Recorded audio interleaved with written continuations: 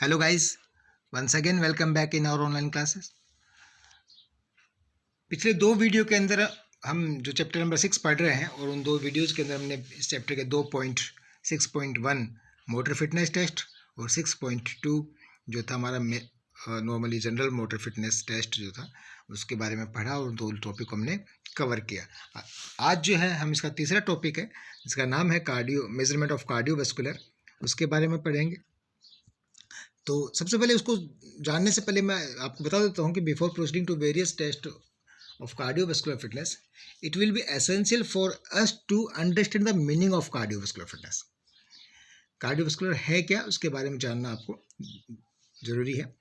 In fact cardiovascular fitness is the ability of the heart and lungs to supply oxygen rich blood to the working muscles tissues and the ability of the muscles to use that oxygen to produce energy for movements.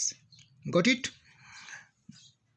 जो है अब इसका cardiovascular fitness test जो है measurement of cardiovascular fitness test को आप कहें तो इसका जो हमारा हार्ट और लंग्स हैं वो ऑक्सीजन रिच को ब्लड को सप्लाई करते हैं वर्किंग मसल टिश्यूज के पास में, और उसको जांचने की क्षमता, उसकी क्षमता को नापने का टेस्ट है ये कि वो कितना हार्ट और लंग्स काम करते हैं, कितना सप्लाई कर सकते हैं ऑक्सीजन रिच ब्लड को मसल्स तक, और मसल्स की एबिलिटी उसको यूज़ करने की, उस ऑक्सीजन को, जो कि ताकि उसको ऑक्सीजन को यूज़ करके और वो एनर्जी कितना प्रोड्यूस करती है, मूवमेंट कितना प्रोड्यूस करती हैं वो मसल्स, उसको नापने के टेस्ट को हम measurement of cardiovascular fitness test कहते हैं। तो इसको नापने का जो टेस्ट है वो दो है।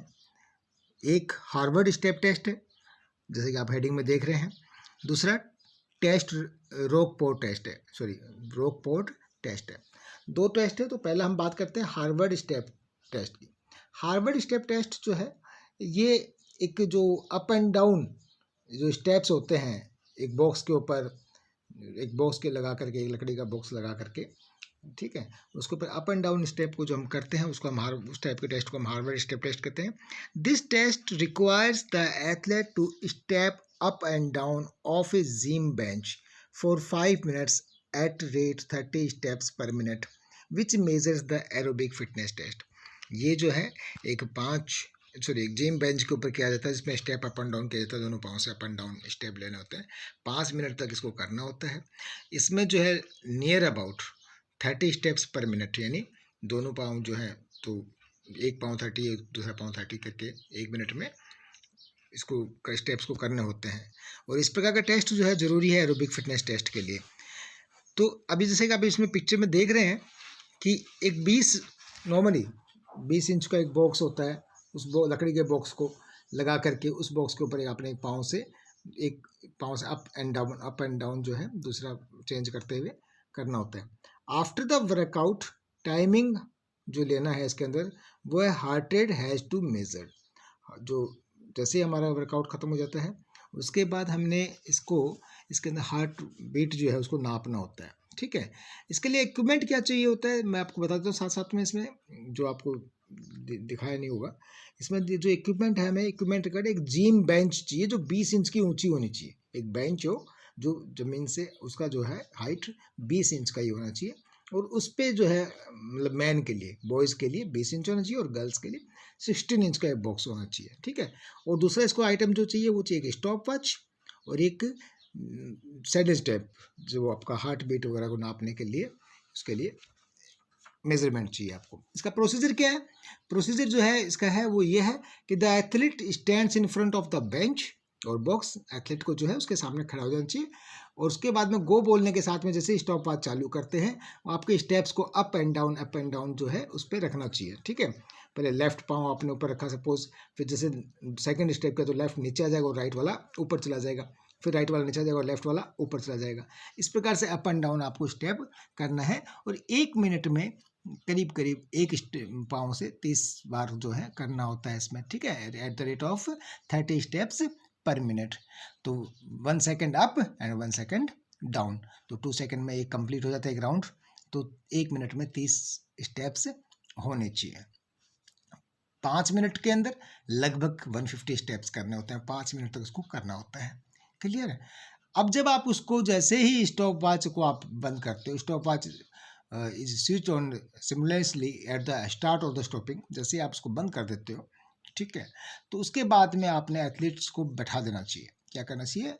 After that the athlete seats down immediately, उसके बाद में उसको बैठा देना चाहिए, और उसके टेस्ट को खत्म होने के बाद में, और after 5 minutes the total number of heart beats are counted between. अब उसके बाद में 5 मिनट जैसे वो बैठ गया, नॉर्मली हो गया, तो उसके बाद में उसका टोटल नंबर हार्ट बीट देना। पहले जो है जैसे बैठे हैं उसके 1.5 मिनट, 1 से 1.5 मिनट के बाद में आपने उसको चेक करना है, ठीक है।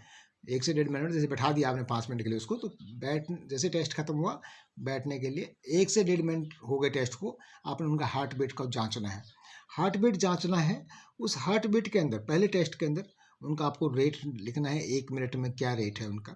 आप सपोज 15 सेकंड के लिए नाप लिया आपने, और 15 सेकंड के लिए नापने के बाद में, ठीक है, उनका जो भी रेट है उसको आप 4 से मल्टीप्लाई कर दोगे, या वैसे आपने पूरा 1 मिनट नापना तो 1 मिनट नाप लोगे कि उनकी हार्ट बीट कितनी आई। तो पहले में सपोज आया आपका 1 से 1.5 मिनट में 90 आई उनकी हार्ट बीट, 90 आ गई। फिर दोबारा आपने जो दोबारा जैसे 1.5 मिनट बाद में नापा था, आधा मिनट के बाद में या 1 मिनट के बाद में फिर नापने आपने, उसके बाद फिर नापोगे 2 से 2.5 मिनट के बीच में, तब उनका फिर नाप के फिर रिकॉर्ड लिख लेना है कि 2 से 2.5 मिनट के बाद में कितना आया। उस वक्त सपोज करो उनका 80 हो गया, क्योंकि नॉर्मल होता चला जाएगा ना धीरे धीरे। और तीसरी बार जब 3.5 मिनट 3 मिनट उनको टेस्ट को खत्म हुए हो जाते हैं, तब जब हम उसको नापते हैं हार्ट बीट को, उस हार्ट बीट को नापने मान लो उस वक्त 70 आ जाता है। तो इस प्रकार से हमने 3 बार उसका रिकॉर्ड मेंटेन करना होता है, ठीक है बेटा। तो 3 बार हमने इसको रिकॉर्ड को मेंटेन करना है।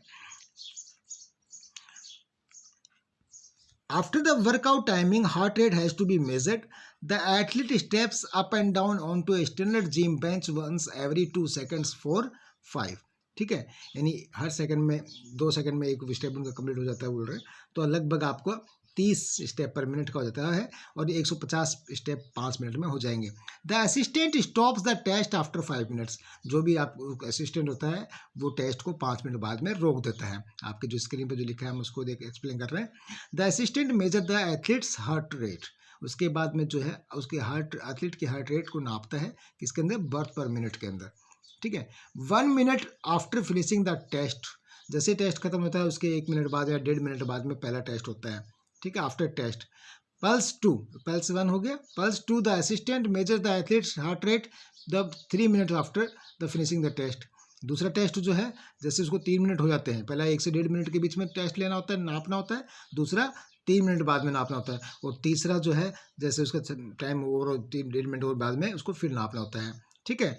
इस फिटनेस इंडेक्स स्कोर को फिर नापने के बाद में एक फॉर्मूला है इसका, ठीक है। इसका फॉर्मूला क्या है, अब जैसे आपको नीचे लिखा हुआ है इसके अंदर, in the Harvard step test for cardiovascular fitness the physical index score P1, P1 क्या था, duration of exercise in seconds, जो ड्यूरेशन था एक्सरसाइज का कितना था, वो ड्यूरेशन था हमारा 300 सेकेंड का, ठीक है ना। 5 मिनट क्या था ना, उसको हमने 100 से मल्टीप्लाई कर देना है, उसको किससे मल्टीप्लाई करना है, 100 से।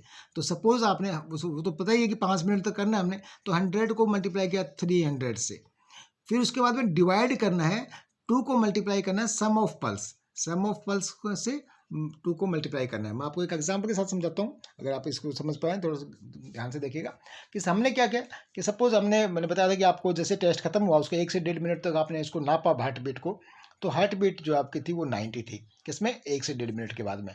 फिर आपने दोबारा नापा तो उसमें 2 से 2.5 मिनट के बाद में, 3 मिनट के बाद में, तो उसका 80 था, और लगभग 4 मिनट के बाद में फिर दोबारा नापा तो उसका था 70, और 70 अब इन तीनों का जो आपने ऐड किया तो वो कितना हो गया, वो लगभग हमारा कितना हो गया, 987,240, ठीक है ना। हाँ, 240 हो गया कितना इसका, आपका जो हार्ट बीट था वो, तो ये आपका आ गया 240। अब फॉर्मूला क्या बोलता है, फॉर्मूला बोलता है कि सबसे पहले आपने 100 मल्टीप्लाई बाई टाइमिंग, जो टाइमिंग आपने एक्सरसाइज की थी कितने की थी, 300 सेकंड, सेकंड में करना है ना उसको, तो 300 सेकंड किया, 300 सेकंड करने के बाद में उसको डिवाइडेड बाई 2 मल्टीप्लाई बाई जो उसकी हार्ट बीट थी, तो हार्ट बीट कितनी आई हमारी, टोटल मिला के 240 आई, तो 240 हमारी हार्ट बीट आ गई, ठीक है। अब ये हार्ट बीट आई, अब इसको जब हम इसको सॉल्व करते हैं तो आंसर क्या आ रहा है हमारा इसके अंदर, ठीक है, तो वो आंसर आ रहा है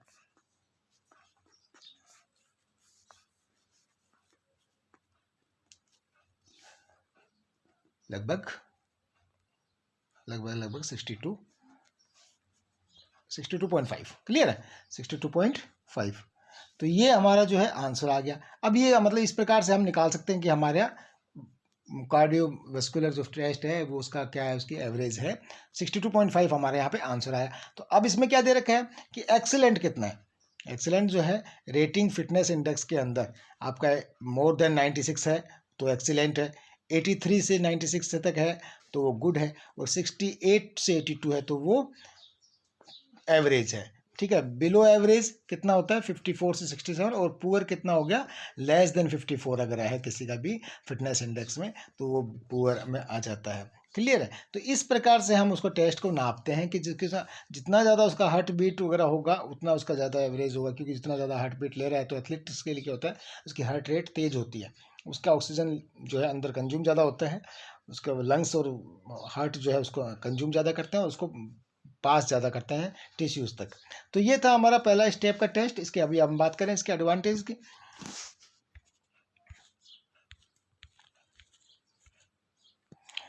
हार्डवेयर टेस्ट के एडवांटेज क्या है।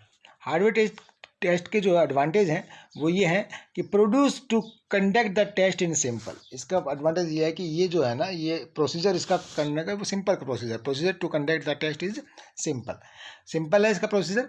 इट रिक्वायर्स मिनिमम कॉस्ट, इसमें ज़्यादा खर्चा नहीं आता, सिर्फ एक बेंच की और एक स्टॉप वॉच की आवश्यकता होती है। Chances of making mistakes are minimum, इसमें गलती होने के चांसेस कम है कि ये टेस्ट को कंडक्ट करने में, क्योंकि आपको सिंपली मैंने फॉर्मूला के साथ में समझाया इसको। और डिसएडवांटेजेस क्या है इसका जो है वो डिसएडवांटेज देखो, इसको मेनली क्या होता है कि जो बॉक्स है वो बॉक्स की हाइट जो है वो 20 इंच की बताई गई है मेल के लिए। तो अब उसमें क्या है, एक लंबा लड़का है व्यक्ति है तो उसके लिए तो स्टेप अप एंड डाउन करने में दिक्कत नहीं होती है, क्योंकि चलो उसके स्टेप्स 20 इंच में कवर कर लेता है। लेकिन सबकी हाइट तो अकॉर्डिंग बराबर नहीं होती ना, किसी की हाइट कम भी होती है, किसी की ज़्यादा होती है। तो 20 इंच का जो बॉक्स सबके लिए एक ही है, उस बॉक्स का जो है एक होना, ये इसका डिसएडवांटेज दिया हुआ है। और बॉडी वेट भी सबका बराबर नहीं होता है, एक हल्का वेट का होता है तो वो ज़्यादा जल्दी कर लेता है, अच्छे से कर लेता है, और अगर उसका वेट किसी का ज़्यादा है, ओवर वेट है, तो उसके लिए प्रॉब्लम आती है। तो ये इसके डिसएडवांटेज दिए हुए हैं बेटा। ठीक है, तो इस हमने पहले टेस्ट की बात करी, इसके अंदर हमने पढ़ा इसमें नॉर्मली हार्वर्ड स्टेप टेस्ट के बारे में, हार्वर्ड स्टेप टेस्ट के प्रोसीजर के बारे में, हार्वर्ड स्टेप टेस्ट में जो इक्विपमेंट चाहिए उसके बारे में। ठीक है, ये हार्वर्ड स्टेप के प्रोसीजर के बारे में मैंने आपको एक्सप्लेन किया है, इक्विपमेंट क्या क्या चाहिए उसको एक्सप्लेन किया है, इसके फार्मूला के बारे में बताया है, और साथ में आपको टेबल में बताया कि इसके एवरेज फिटनेस इंडेक्स में कौन कौन सी होती हैं। अब दूसरे टेस्ट की अगर हम बात करें तो उसका नाम है रॉकपोर्ट फिटनेस वॉकिंग टेस्ट। इसके लिए क्या होता है कि ये मतलब लगभग 1 मील का टेस्ट होता है, यानी 1.6 किलोमीटर आप बोल सकते हो, या 1609 मीटर आप बोल सकते हो। एग्जैक्टली 1 मील में 1609 मीटर होते हैं। हम इस टेस्ट को एग्जैक्टली 1.6 ही लेके चलते हैं अमूमन टेस्ट में, जहाँ पे भी जितने भी दौड़ होती हैं डिफेंस वगैरह के अंदर या बड़ी बड़ी जो इनमें एग्जाम्स के अंदर, तो ये 1600 यानी 400 मीटर की 4 ट्रैक के ऊपर 4 राउंड लगाने होते हैं, तो 1600 मीटर की दौड़ होती है। इसको 1 मील की दौड़ बोलते हैं। इस टेस्ट को करने के लिए आपका इसमें भी आपका कार्डियोवास्कुलर फिटनेस टेस्ट देखा जाता है कि आपका हार्ट और लंग्स कितने काम कर रहे हैं। इसमें क्या होता है, इस टेस्ट को करने के लिए क्या चाहिए होता है, इसको सबसे पहले हम इसका अगर इक्विपमेंट की बात करें आप नॉर्मली, तो इसके अंदर इक्विपमेंट हमें चाहिए, एक ट्रैक चाहिए 400 मीटर का, है ना, एक क्या चाहिए 400 मीटर का ट्रैक चाहिए, एक स्टॉप वॉच चाहिए, और एक वेइंग स्केल चाहिए, यानी वजन नापने वाली मशीन। ठीक है, याद रखें, इसमें जो चीज़ आप सामने नहीं लिखी हुई स्क्रीन पे मैं आपको एक्सप्लेन कर रहा हूँ, आपको नोट करना है इस चीज़ को। उसमें पिछले वाले में भी मैंने आपको बताया था हार्वर्ड स्टेप टेस्ट के अंदर भी कि इक्विपमेंट क्या क्या चाहिए होता है। इक्विपमेंट ये आपको क्वेश्चन में पूछा जाएगा। हार्वर्ड स्टेप टेस्ट का मैंने बताया था कि आपको इक्विपमेंट जो है एक जिम बेंच चाहिए 20 इंच की, और एक जो है उसमें स्टॉप वॉच चाहिए, और एक अपने हार्ट बीट को नापने वाला यंत्र चाहिए। ठीक है, 3 चीज़ चाहिए होती है। और इसमें जो रॉकपोर्ट 1 माइल टेस्ट है, इसका इक्विपमेंट सिर्फ 400 मीटर का ट्रैक चाहिए, एक स्टॉप वॉच चाहिए, और एक वेइंग स्केल चाहिए, यानी मशीन वजन नापने वाली मशीन चाहिए। 3 आइटम चाहिए। अब इसका प्रोसीजर क्या है। ठीक है, एक तो क्या प्रोसीजर इसका, इसको करने वाला उस दिन क्या है कि दिन जो है वो तेज हवा नहीं चाहिए उस दिन। Choose a windless day to conduct the test. ठीक है, दूसरा वो जो है जिस दिन हवा ना हो, बहुत आंधी ना हो, हवा नहीं चल रही, उस दिन का दिन चुने इसमें। Record your weight in pounds. दूसरा इसमें जो आपका वजन है उसको LBS में आपको वजन को रिकॉर्ड करना है। ठीक है, कन्वर्ट कर ही लोगे, आपका 60 kg है, 50 kg है, तो उसको अगर पाउंड में आप कन्वर्ट करोगे तो कितना होता है वो उसको उसके अंदर रिकॉर्ड आपने करना है। वॉक 1 मील यानी आपको चलना है या फास्ट दौड़ना है, जितना एज फास्ट एज पॉसिबल, यानी जितना तेज चल सकते हो। अगर आप वॉकिंग कर सकते, मतलब नहीं चल दौड़ पाते हो, अगर जॉगिंग कर सकते हो, दौड़ते हुए कर सकते हो तो अच्छी बात है। फास्ट दौड़ सकते हो तो और भी अच्छी बात है। जितना आप ज़्यादा तेज चल सकते हो उतने में आपको 1609 मीटर को कवर करना है। ठीक है। Record the time to complete the 1 mile walk. जैसे आपका टेस्ट 1 मील का रनिंग है, जॉगिंग है या आपकी वॉकिंग है, जो भी आप करके आप 1 मील पूरा करते हो, जैसे ही पूरा खत्म कर देते हो उसी वक्त आपका उसको टाइम को रिकॉर्ड करना है कि कितने मिनट में आपने उसको कवर किया है। Immediately on finishing the walk record your heart rate. जैसे ही आपका वॉक खत्म होती है आपको हार्ट रेट नाप रखना है और इसको रिकॉर्ड करना है, लिखना है उसको। Determine your maximum cardio respiratory ability. उसके बाद में जैसे ये चीज़ हो जाती हैं, आपका बॉडी वेट वगैरह हो जाता है, या आपको साथ में हार्ट बीट अगर नाप लेते हो, आपको कितना वजन है और कितना आपने इसका हार्ट बीट वगैरह सब नाप लिए, तो उसके बाद में आपने जो नीचे दिया हुआ फॉर्मूला है उस फॉर्मूले से आपने अपना कैलकुलेशन करना है VO2 मैक्सिमम का। VO2 मैक्सिमम मतलब क्या होता है? Volume of maximum volume of oxygen. ठीक है, तो VO2 मैक्स का आपको नापना है। कैलकुलेशन प्रोसीजर क्या है, चलो देखते हैं उस कैलकुलेशन प्रोसीजर को। कैलकुलेशन प्रोसीजर जो है बेटा, इसके अंदर वो फॉर्मूला आपके बुक में दिया हुआ है, इसमें कट गया है थोड़ा सा, ओके। उसमें जो फॉर्मूला है, ठीक है, वो क्या है इसका फॉर्मूला? वो है इसका formula 132.853 minus in bracket 0.0769 multiply body weight minus 0.3877 multiply by age plus 6.135 multiply by gender minus 3.2649 multiply by time और minus 0.1565 multiply by heart rate. इस फॉर्मूले से जब हम पूरा कैलकुलेट करते हैं तो इसमें आपको बता देता हूँ, जैसे अब इसमें एडवांटेज और डिसएडवांटेज की बात भी करेंगे, लेकिन उससे पहले हम फॉर्मूला की बात करते हैं। तो जैसे कि मैंने आपको बताया अभी इसमें कि सबसे पहले हमने क्या लिया? 132.853 क्या लिया हमने? 132.853 है ना। आपको जैसे मैंने फॉर्मूला बताया था, फॉर्मूला है आपका कि सपोज आपका फॉर्मूला है 132.853 माइनस 0.0769 मल्टीप्लाई बाई आपका पाउंड, ये बीच में थोड़ा सा दिक्कत देता है। ठीक है बेटा, तो पहले क्या है? पहले आपको 160 पाउंड लिया। मैं मान लो कि आपका जो वेट है वो कन्वर्ट करने के बाद में 160 पाउंड आया, वो आपका वेट हो गया। तो इसको हमने जब इससे मल्टीप्लाई किया तो उसका आंसर जो आया वो आया आपका 120.549। मैंने इसको आपको एक्सप्लेन करने के लिए चीज़ लिख के रखी है कि एक ये फॉर्मूला के अंदर था 132.853 minus in bracket 0.0769 multiply by body weight. तो बॉडी वेट आपका लगाया 160 पाउंड्स। जैसे आपका जो बॉडी है 60-70 जो भी केजी है, उसको जब पाउंड में वेट कन्वर्ट किया तो उसके मुताबिक जैसे हमने एग्जांपल के लिए 160 पाउंड ले लिया। अब इसको जब लिया तो अब यहाँ पे क्या आया? यहाँ पे आपका जो आंसर आया वो आया 120.549।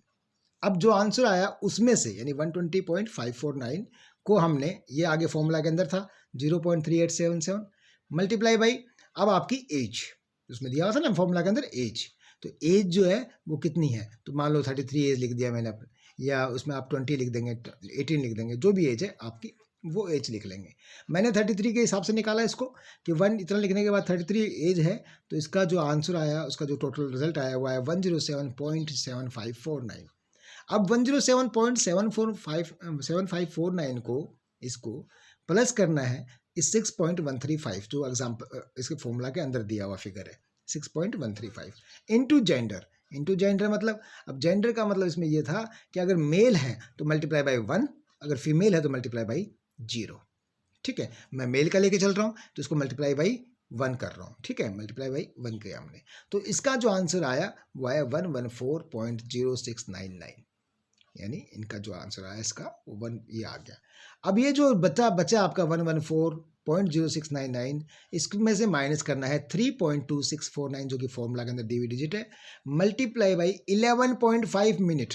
ये मैंने लिया है कि मान लो मैंने जो 1 मील की जो दौड़ थी या जो वॉक थी उसको 11.5 मिनट में कवर किया है, तो ये क्या है? ये टाइम है। ये टाइम है जो आपने समय कवर किया है एक मील को पूरा करने का उसका। तो इसको मल्टीप्लाई करना था, इसमें से माइनस करना था। तो इसमें से जब इसको माइनस किया तो हमारा आंसर आया 76.52355। क्लियर है।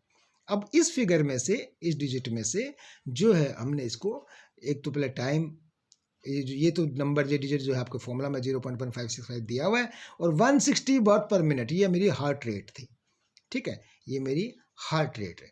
और इस हार्ट रेट को करने, जब हमने इस फॉर्मूला निकाला तो मेरे पास में आंसर आया 54.48, यानी लगभग 55 आया। क्लियर है बेटा। तो ये इस प्रकार से हम इसको फॉर्मूला से निकाल करके हम अपने हार्ट बीट को नाप सकते हैं। ये आपकी बुक में नहीं दे रखा है इस प्रकार का एक्सप्लेनेशन, इसलिए मैंने अपने आपको समझाने के लिए ये नोटबुक में लिख करके एक्सप्लेन किया। अब इसमें देखिए कि कितना मेरा ठीक रहता है। इसमें 51.48 आंसर मेरा आ गया। तो जो अगर हम देखें इसके अंदर कि अगर कोई 13 से लेकर 19 एज का कोई बच्चा है या, तो उसके लिए मिनिमम अगर 35 से कम है तो वो खराब है, और 51 से अबाव है तो गुड है, एक्सीलेंट है। ठीक है, 20 से 29 के बीच में कोई है तो उसके लिए मिनिमम 36 से बिलो है तो पुअर है, और 46 से अबाव है या 52 से अबाव है तो सुपर है, 46 से अबाव तो एक्सीलेंट है। क्लियर। 30 से 39 के अगर कोई चीज़ देखते हैं हम कि 30 से 39 के बीच में, तो अगर 32 से नीचे है तो वो पुअर है, 49 या उससे ऊपर है, जैसे कि हमने अपने आंसर में 52 के करीब देखा है, 51.48 देखा है, तो 49 से ऊपर है तो वो एक्सीलेंट में आता है। तो इस प्रकार से हम नाप सकते हैं अपने वस्कुलर को, यानी कह सकते हैं कि आप अपने रेस्पिरेटरी सिस्टम को नापना कैसे तरीका है, या आप ये कहें कि इसको आपका वॉल्यूम, ऑक्सीजन वॉल्यूम जो है उसको नापने का सही तरीका है। तो माय डियर स्टूडेंट्स, ये आज का जो टॉपिक था हमारा 6.3, the name of topic is the measurement of cardiovascular fitness, ये आज इसी के साथ में ख़त्म होता है। आई होप कि आपको ये टॉपिक पूरा समझ में आया होगा। अगले टॉपिक नेक्स्ट वीडियो हमारा 6.4 को लेके आएंगे। Thank you and have a nice day.